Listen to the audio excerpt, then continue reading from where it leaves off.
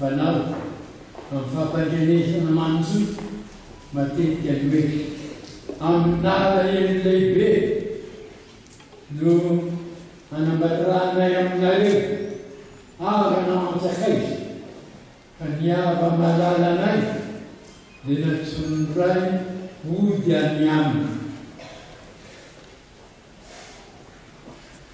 somary hafa ihany izay fitenenana izay rehefa tena diniana ka dia fomba moa ka dia atao amin'ala eny lehibe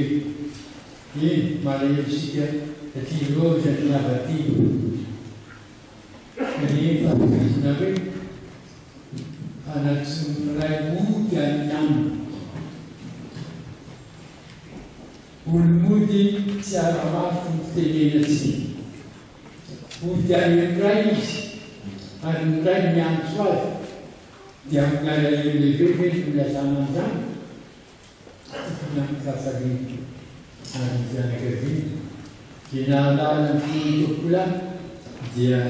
hafaliana no nanentanany atsika menakavy amin'izao